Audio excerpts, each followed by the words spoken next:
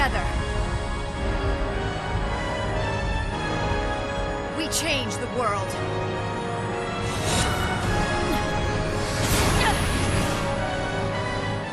Hello everyone, it's your boy Theo here with a Should You Pull tier list for the month of June. This tier list is just my opinion and is not a measure of character strength.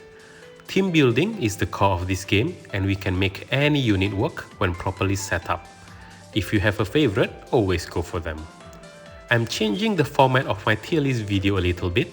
For every character, I will go through their FR and their other unit effects from their kit, then go through their pros and cons before finally giving my verdict on their tier placement. Let's get started with Reks. He has the following FR conditions. Use a thunder ability and have an active special effect or overhead buff for a total of plus 70% per turn, and his FR also comes with an often condition, plus 20% when party absorbs or reduce brave damage taken. This FR is very good as primary force time because it has easy conditions and a reliable mix of on-turn and off-turn conditions. His BT allows his preemptive attack to trigger twice. So let's clear one thing up. Reks is not a tank. He's a damage dealer that just so happens to have a party cover mechanic. For his pros and cons, he has high damage ceiling. With all of his buffs active, BT included, he can pump out about 12 HP damage per turn on average. His party cover does come with a decent set of protective auras. He protects extremely well against brave damage and has okayish HP damage reductions.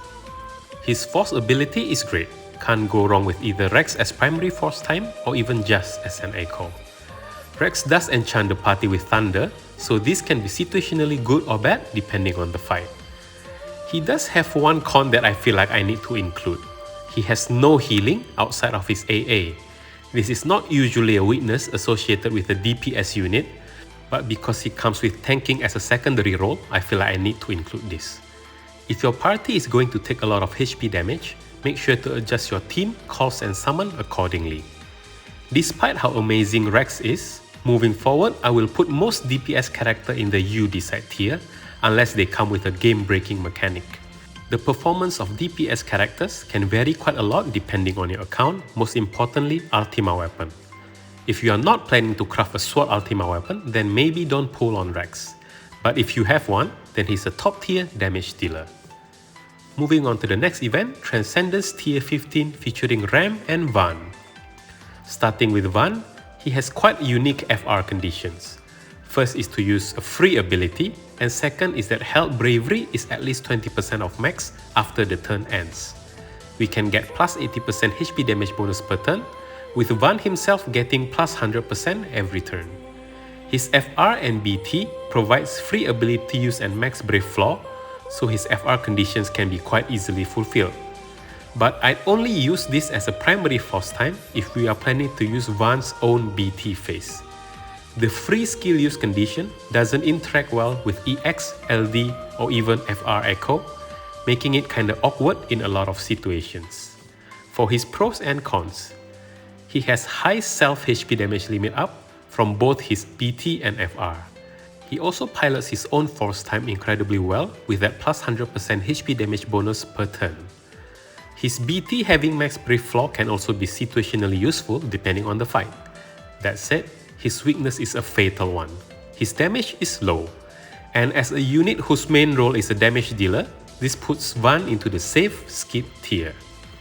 Next, we have Ram with the following FR conditions. Battery other allies, and Held Bravery is at least 20% of max when turn ends, for an increase of 60% HP damage bonus per turn, or 80% if it's Ram's turn. This is not a very good primary force time, so I just use this as an echo.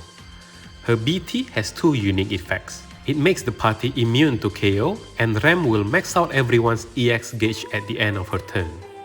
Her pros revolves mainly around these two unique BT effects.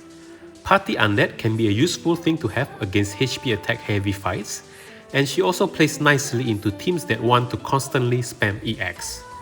Do note that her BT effect duration is quite short at 6 turns, so we will want to have this effect up only when we are about to pop force time. Another small weakness is that Rem's S1 Cure has slightly weaker gauge charging compared to other chargers. Rem is in the U Decide tier. She's a reliable support with an interesting niche. If you need her flavor of support, then Rem will serve you well. Next event is Act 4 Chapter 2 Part 1, featuring a new BT and FR for Leo.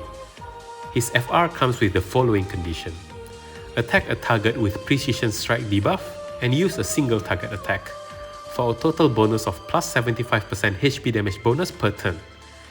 This force time can be quite situational.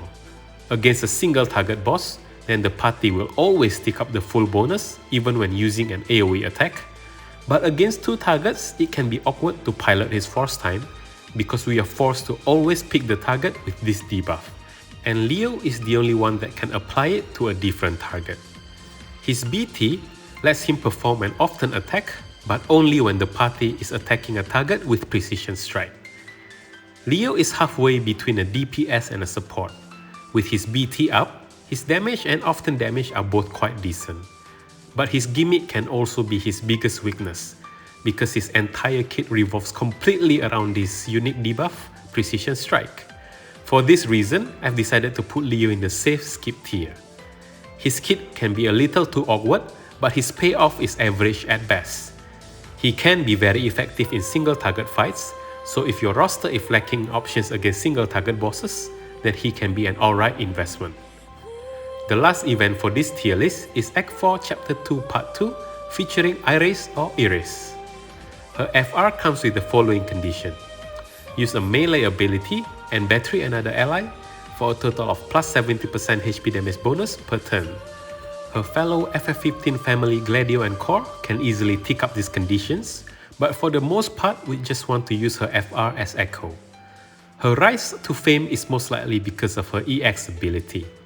This attack will copy the damage of the previous turn, that is the full damage including launch and force time HP damage bonuses. This allows her to add an extra nuke to the team even after force time is finished. This EX ability tends to eclipse all of her other kit, but her BT is nothing to scoff at. This reduces enemy attack, defense and max brave to 0. She's just an overall amazing character. She's a gauge charger with an offensive FR echo, and this alone can be a great reason to pull for her kit. She also comes with turn manipulation capabilities, so setting up for a big EX damage from her is quite easy. Last but not least, her unique BT effect completely shuts down the enemy. With 0 max bravery, enemies can't deal damage to you, with the exception of instant kill attacks. With this crazy amount of utilities, she's easily in the Theo approved tier. If you have the resources to spare, I would highly recommend getting her entire kit. My pull plan for the month: I will most likely only pull for Iris and skip the rest. All the other characters are interesting, but I don't see myself using them much. And that's it for the tier list. What is your pull plan for the month? Let me know in the comments. If there's anything you disagree with, let me know as well.